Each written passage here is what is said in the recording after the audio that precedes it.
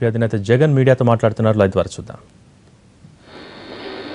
ఎమ్మెల్యేలు, ఎంపీలు, ఎమ్మెల్సీలు అందరూ కలిసి అక్కడికి వెళ్ళి 2 ట్రైన్లతో అక్కడికి వెళ్ళి కార్యకర్తలందరూ ప్రత్యేక హోదా కోసం పోరాటం చేసే వాళ్ళందరూ అక్కడికి వెళ్ళి ధర్నాలు చేశాం, బంద్ చేశాం. కమ్యూనిస్టులు ఒకసారి బంద్కు పిలుపునిచ్చినారు, ఒకసారి వైఎస్ఆర్ కాంగ్రెస్ పార్టీ బంద్కు పిలుపునిచ్చింది. ఇవాళ అసెంబ్లీలో కూడా గట్టిగా నిలదీస్తూ చంద్రబాబు నాయుడు గారిని అడిగారు. ప్రశ్నల్లో చంద్రబాబు నాయుడు గారు ఇచ్చిన ఆన్సర్స్లో ఇచ్చిన ఉత్తరాలు ఎక్కడా కూడా సిన్సియారిటీ కూడా కనిపించలేదు. పైగా బీజేపీ సభ్యులు అక్కడే ఉండి మాట్లాడుతూ ఒక కోర్టు కేసు తెగాలంటేనే ఎన్నో సంవత్సరాలు పడుతుంది, ప్రత్యేక హోదా అలాంటి అంశం తెగాలంటే ఎన్ని రోజులు పడుతుందో అని అంటారు. నాకు నిజంగా ఆశ్చర్యం అనిపించింది. ప్రధానమంత్రి, కేంద్ర కేబినెట్ తీసుకునే నిర్ణయం ఈ ప్రత్యేక హోదా. కారణం ప్రధానమంత్రి కేబినెట్కు హెడ్, ప్రధానమంత్రి నీతి ఆయోగ్కు హెడ్, ప్రధానమంత్రి ఒకవేళ ప్లానింగ్ కమిషన్ ఉంటే దానికి ఆయనే హెడ్, ప్రధానమంత్రి నేషనల్ డెవలప్మెంట్ కౌన్సిల్ అంటూ ఉంటే దానికి కూడా ఆయనే హెడ్.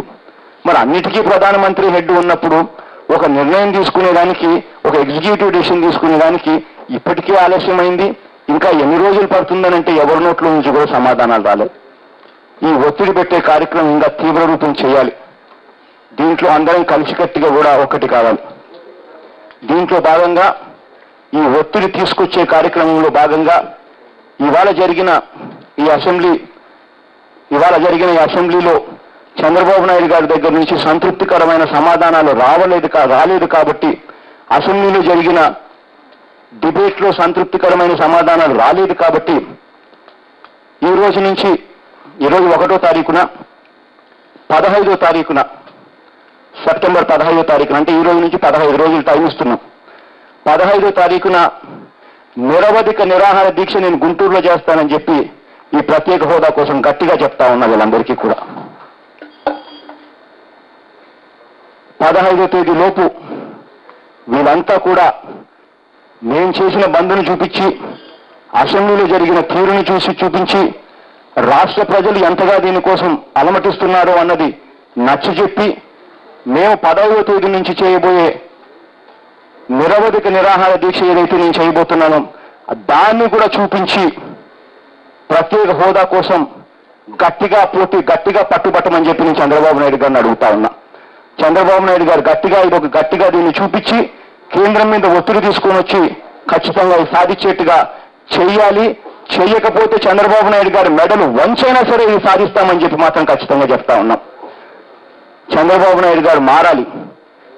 కేంద్రం మీద ఒత్తిడి తీసుకొని రావాలి అని అంటే ఒత్తిడి సిన్సియర్గా తీసుకొని వస్తేనే ఆ ఒత్తిడి వస్తుందన్న సంగతి చంద్రబాబు నాయుడు గారు మర్చిపోకూడదు. ఇవాళ చంద్రబాబు నాయుడు గారు ఓటు కోసం కోట్లు లంచాల డబ్బును సంపాదించి ఆ లంచాల డబ్బును విచ్చలవిడిగా ఖర్చు చేస్తూ ఆ బ్లాక్ మనీతో వీడియో టేపులు, ఆడియో టేపులతో దొరికిపోయిన పరిస్థితుల్లో ఇవాళ ఆ కేసుల నుంచి తాను బయటపడేందుకు రాష్ట్రాన్ని ఇవాళ పణంగా పెట్టి తప్పించుకునే ప్రయత్నం చేస్తా ఉన్నారు. ఇవాళ చంద్రబాబు నాయుడు గారు అసెంబ్లీలో ప్రవర్తించిన తీరు కూడా నిజంగా ప్రత్యేక హోదా మీద వీళ్ళకు సిన్సియారిటీ లేదు అన్నది రుజువు అయ్యేట్టుగా మళ్ళీ ప్రవర్తించారు. అందుకనే 15వ తారీఖున నిరవధిక నిరాహార దీక్ష గుంటూరులో చేపడతాం. ఖచ్చితంగా రాబోయే రోజుల్లో ఇంకా ఎక్కువ ఒత్తిడి కూడా తీసుకొచ్చే కార్యక్రమం కూడా చేస్తాం. Thank you.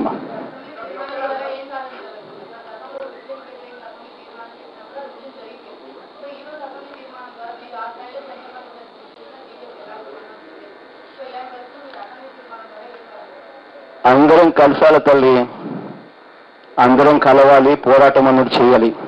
ఇది ఒక జగన్ తలుచుకుంటూనే అవుతుంది అన్నది అనుకోవడం మూర్ఖత్వం. జగన్ ప్రతిపక్షంలో ఉన్నాడు, అయినా సిన్సియర్గా చేయాల్సింది చేయాలి. అందరం కలసాలి. అన్ని రకాల సహాయాలు మీడియా దగ్గర నుంచి ఎవరైతే దీనికోసం ఆరాటపడుతున్నారో వాళ్ళందరూ, రాష్ట్ర ప్రజలు మరీ ముఖ్యంగా అందరం కలిసికట్టుగా ఒకటై సాధించాలి. మళ్ళీ ఒకటి చెప్తా ఉన్నా, ప్రత్యేక హోదా అంటూ వస్తే జరగబోయే మేలు అన్నది నేను ఇప్పటికి 2-3 సార్లు చెప్పాను. ఈరోజు అసెంబ్లీలో కూడా చాలా డీటెయిల్గా కూడా చెప్పాను. డీటెయిల్గా నేను అసెంబ్లీలో చెప్పింది దయ ఉంచి మీ అందరితో కూడా నేను చేతులు జోడించి వేడుకుంటా ఉన్నాను.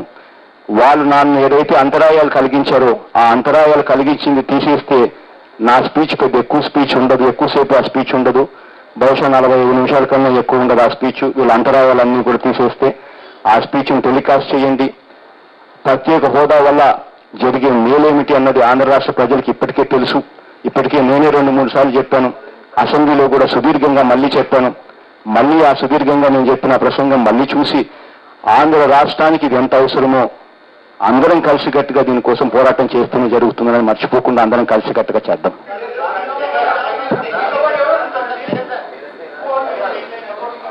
మా పార్టీ అంతా ఉంటుంది సార్.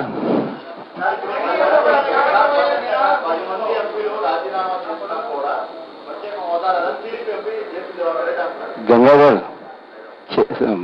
బాబు, చేయాల్సినవి అన్నీ చేయాలి బాబు. ఒత్తిడి తీసుకొని రావాలి. ది బిగ్గెస్ట్ ఒత్తిడి ఎప్పుడు వస్తుంది అని అంటే చంద్రబాబు నాయుడు గారు టైం లైన్ పెట్టి నా మంత్రులు నేను ఉపసంహరించుకుంటాను అని అంటేనే బిగ్గెస్ట్ ఒత్తిడి వస్తుంది. ఆ బిగ్గెస్ట్ ఒత్తిడి చంద్రబాబు నాయుడు గారి మీదకి రావాలి అని అంటే చంద్రబాబు నాయుడు గారి మెడలు వంచే కార్యక్రమాలు ఇక్కడ జరగాలి. చంద్రబాబు నాయుడు గారిని గట్టిగా అందుకే నిలదీసే కార్యక్రమాలు చేస్తా ఉన్నాం. గట్టిగా ఒత్తిడి తీసుకొచ్చే కార్యక్రమం చేస్తా ఉన్నాం. నువ్వు, నేను, అందరం, రాష్ట్ర ప్రజలు అందరం కలిసి గట్టిగా ఒక్కటై రకరకాల పద్ధతుల్లో చంద్రబాబు నాయుడు గారి మీద ఒత్తిడి తీసుకొని వస్తే చంద్రబాబు నాయుడు గారు తన మంత్రులను ఉపసంహరించుకుంటాను అని చెప్తే న్యాచురల్ గానే అక్కడ వాళ్ళ కదలిక అనేది వస్తుంది. న్యాచురల్ గానే మనకు రావాల్సిన మంచి అనేది జరుగుతుంది. ఈ కార్యక్రమం అనేది జరగాల్సిన అవసరం ఉంది. జరిగితేనే రాష్ట్రానికి మంచి జరుగుతుందని అందరం నమ్ముతున్నాం. దాన్ని గట్టిగా సాధించేందుకు అందరం కలిసి గట్టిగా కృషి చేద్దాం. ఇంకా లాస్ట్ 2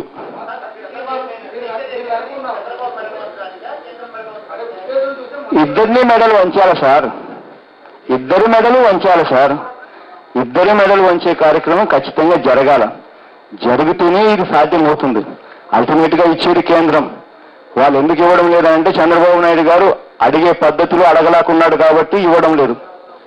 ముఖ్యమంత్రిగా ఉన్నోడే కేసుల్లో నుంచి బయటపడేందుకు ఎక్కువ ధ్యాస పెడుతున్నాడు తప్ప ప్రత్యేక హోదా గురించి అడగని పరిస్థితి వాళ్ళకి అనిపిస్తా ఉంది. అందుకనే వాళ్ళు లైట్ గా తీసుకున్నారు. చివరకు నష్టపోయేది మన రాష్ట్రం. ఇది ఇలాగే విడిచిపెట్టినాము అని అంటే ఒక ప్రధానమంత్రిగా ఉన్న వ్యక్తి పార్లమెంట్లో ఇచ్చిన మాట ప్రతిపక్షాలన్నీ దానికి మద్దతు తెలిపి రాష్ట్రాన్ని విభజించిన పరిస్థితుల్లో ఆ మాటకు వాల్యూ లేకుండా పోయే పరిస్థితి వస్తుంది.